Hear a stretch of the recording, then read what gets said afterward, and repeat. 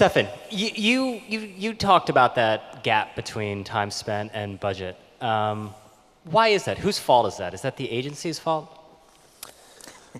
Being from an agency? I mean, we, as a media agency and a media agency group, I think I have to be honest about it. I think it's all in the value chain's fault, actually. And you can look at some individual companies. But I have some experience, let me put it that way. I met a creative agency in London that was actually working for, let's say, the actual brand, because it was Shell. And they had a 1-week creative session for year 2014. And I was there only on Thursday and Friday. And I realized Thursday morning that they simply forgot to mention the word mobile. And I asked, hey, guys, don't you think that mobile can actually drive traffic to the nearest forecourt? Ah, you're right. And then they started to implement some simple mobile stuff. But I mean, I think that's what is happening. And for the media agencies, in many ways, I think it's complicated. We heard before, there's a lot of suppliers out there. So, I mean, it's not happening as fast as where the consumers are. So we need to catch up. So I mean, it applies. And digital agencies, by the way, because I can see when they deliver digital assets for a campaign, it's only usually for online, which is Flash, and then some ridiculous fallback banners. But it's not mobile optimized. It's not part of the standard package. So it's not happening. OK, so the publishers blame the media agencies blame the creative agencies, and then everyone blames the client. That's fair. Stephanie? Well, to be fair, I would say that it's not a question of mobile or not. We still have some technological issue. I mean, especially in the standardization of the format, in the standardization of the technology, and sometimes you miss campaigns because you're not able to serve them. So, which is something that hopefully is going to be solved. And when you look at the figures that Facebook, Google, or Twitter are having, I mean, on the mobile, it means that already the big players are there. So we will have to solve it for the rest of the industry. But I do think that what matters the more is the size of the screen and which advertising format you have to the size of the screen. So as for me, I believe that the market is going to be managed by screen size. You have the big screen that will be ultimately your connected TV. Or you are at the cinema. I mean, you have a big screen. You have people that are really engaged with you, and you will be able to have a very high CPM because people will be there. I mean, the screen, the mobile, is still a small screen. So, I mean, there's some formats that are very well adapted for the small screen or the tablet, and video is one of them. But you don't have the same level of interaction on a small screen than the one you could have on a big screen. So the polarization will be there. And maybe on the small screen, we have to do more of recommendation, to be more inventive, creative in the way we have the user. And we do some couponing, some rewards. I mean, including for all the new connected devices, that could be also a source of inspiration for a creative campaign. Yeah, Stephen, you want to jump in there because the creative question, sometimes we get like wrapped up in the data. I saw like data is the new oil and all that sort of stuff. But this is a very basic thing. I mean, you've got a really small screen, and mobile creative has generally sucked. I think I agree with Stephanie that video is very effective. I guess I disagree that we're limited by the size of the screen. I think the thing that's really catching people out here is that for so many years we've seen all this mobile's going to grow exponentially sides that everyone feels comfortable. It's kind of like, yeah, I'll get round to mobile, everything's going to carry on, I'll do my digital plan, I'll do my TV plan. They're forgetting the speed of innovation here. And it's literally going to go from where we are now. With an exponential growth, that means you go from 20% of your audience doing something to 80% within 2 years. And that's going to catch a bunch of companies out. So I think that as well as all of these hype stories about, we see these services like WeChat or whatever becoming as big as Facebook in a couple of years as what starts as a mobile app, I think that what's really going to get people kind of panicking and running towards mobile is when we start to see big companies go out of business because they didn't get the mobile strategy right, whether or not they're big media owners who go under new ownership or have to completely restructure. So I think that it's speed of innovation that's going to catch people out in a big way.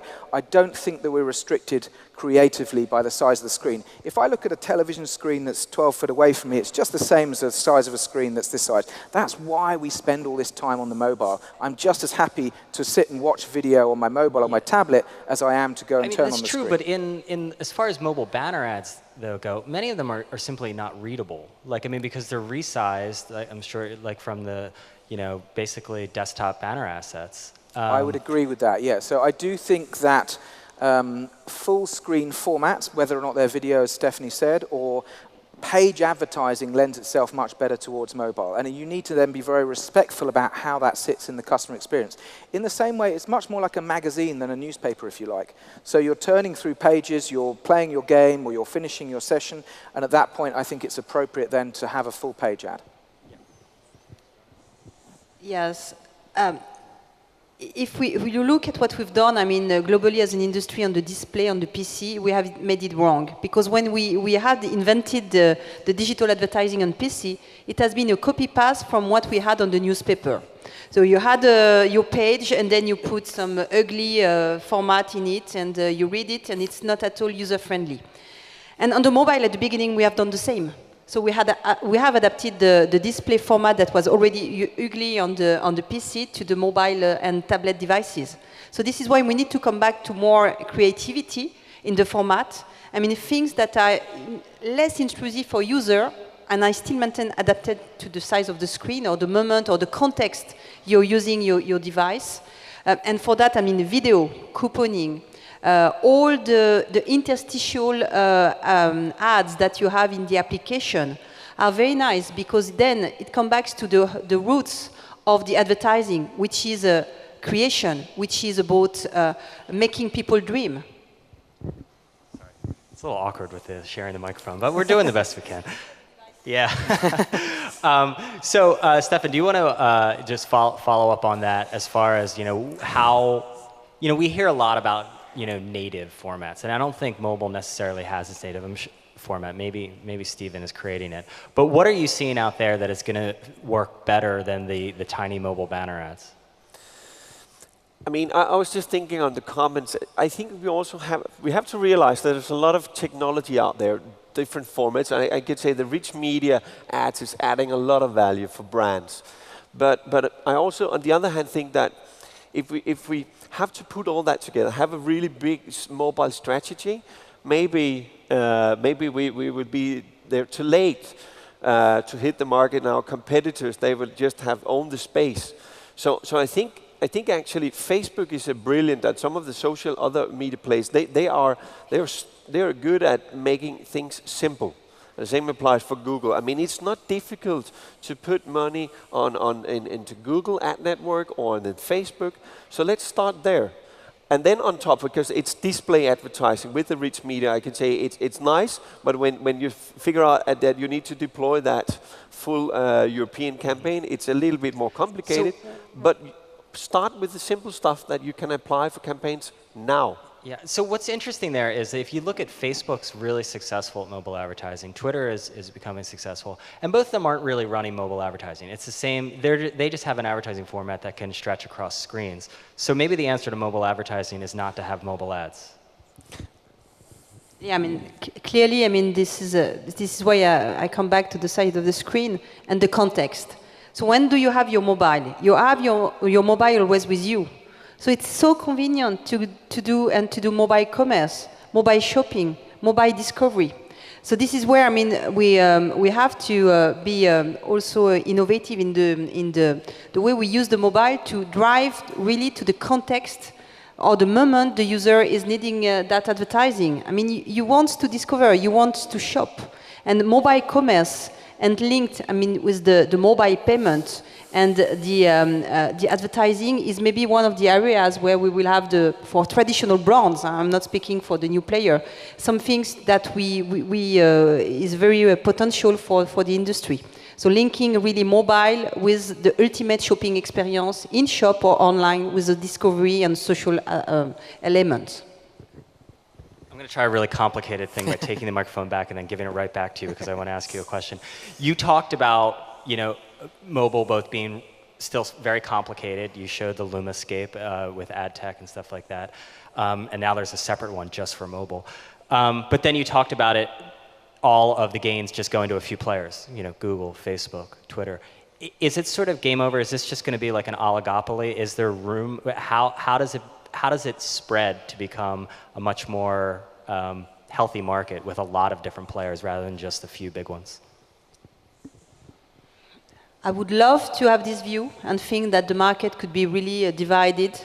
But unfortunately today, if we look at the digital landscape, there are very few players taking the money out of it.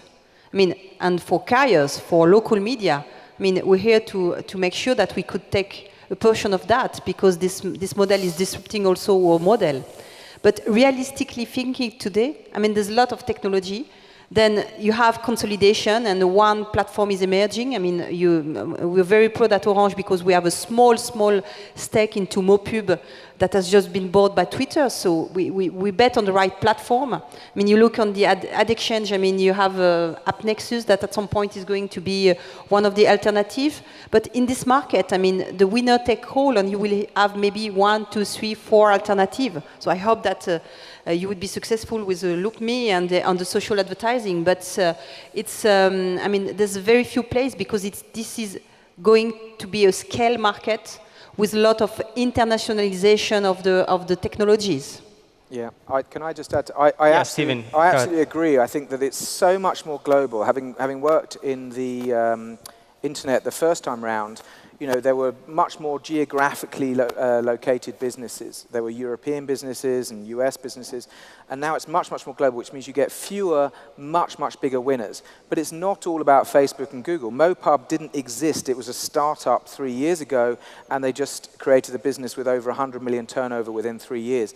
These companies now in China Mobile and Tencent, these guys, they're bigger often, they're as big or bigger than Facebook and Google.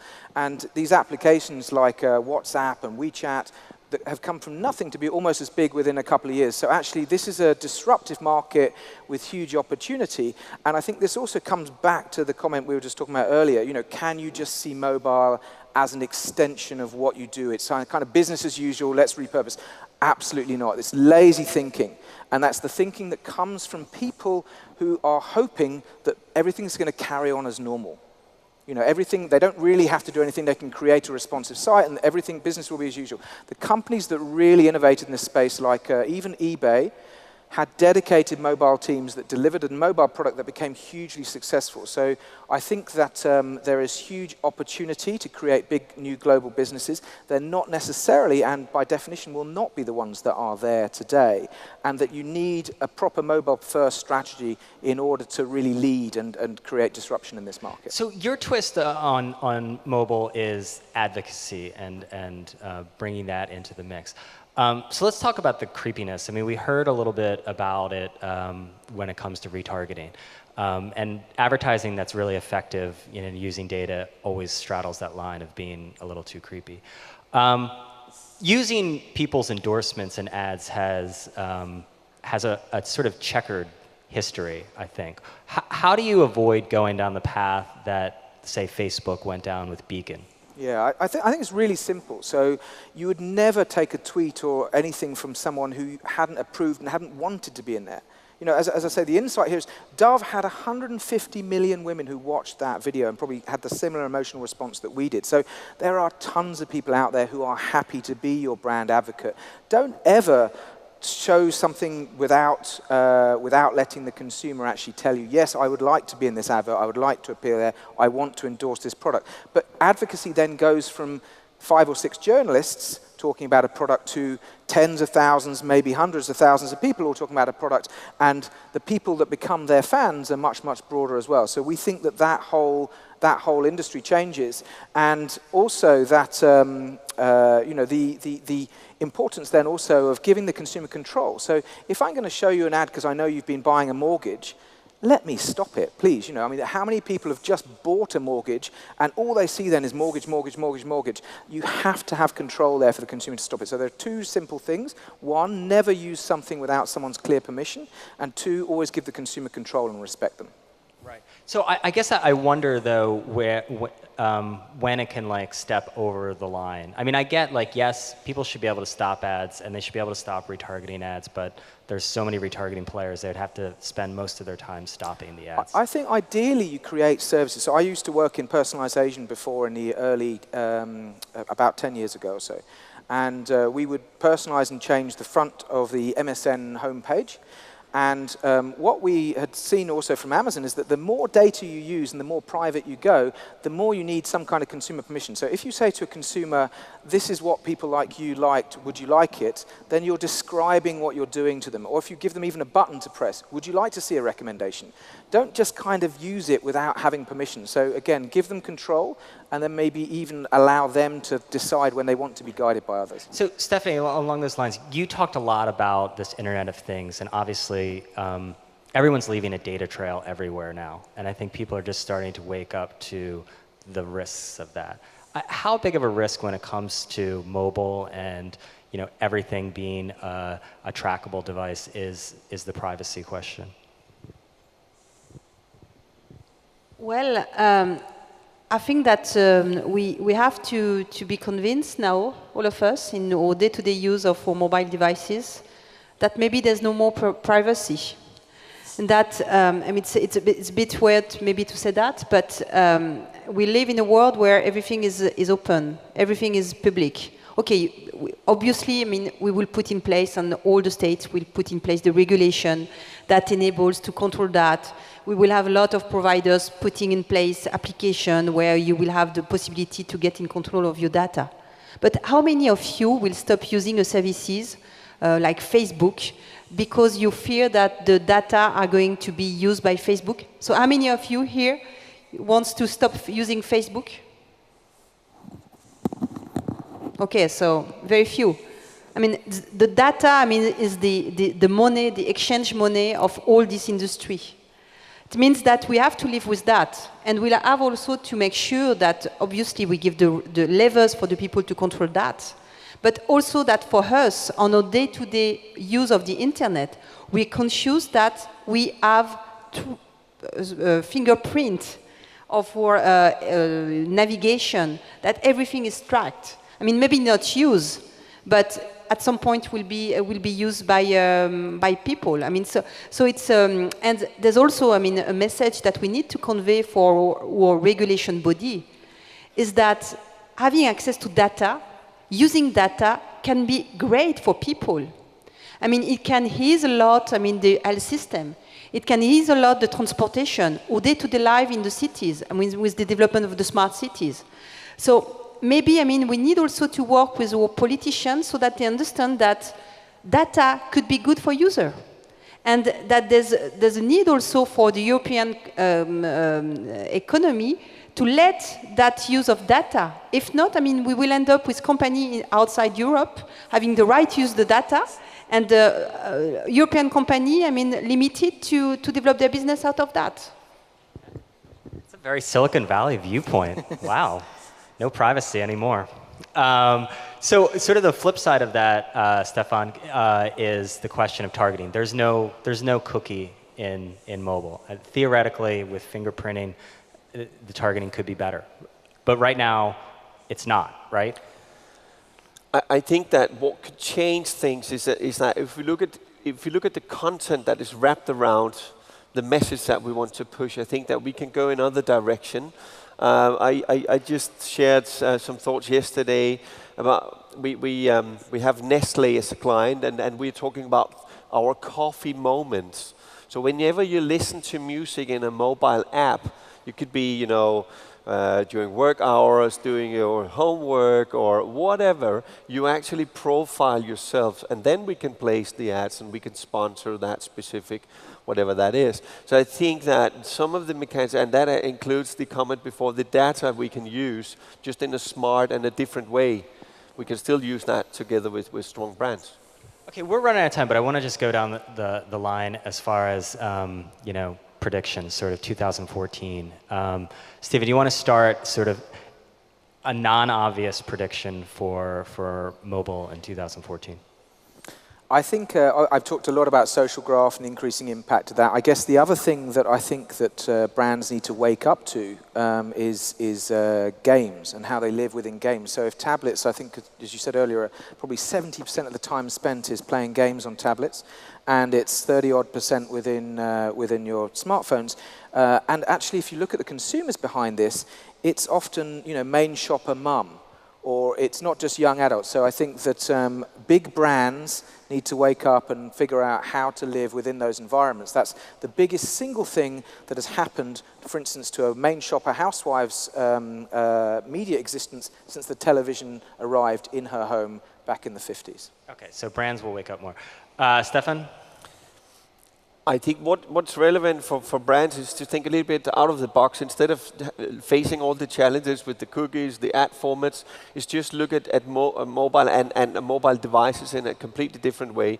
That applies for brands that could use second screen solution in smart ways. So I mean, instead of seeing all the limitation, I think there are some great platforms out there. But I don't think that the full potential is actually implemented into the overall strategies for next year, and that's something that needs to be done now. Okay, so more confusion. I like the realistic prediction. Stephanie? Just embrace the mobile revolution. So if in your company, your management is telling you that mobile is not a priority because there are not revenues in front of the mobile today, just tell them that if you don't have the right mobile strategy, maybe your company won't be existing anymore in the next 5 to 10 years. Okay. That's a cheery note to end on. Thank you so much. It's a great panel. Appreciate it.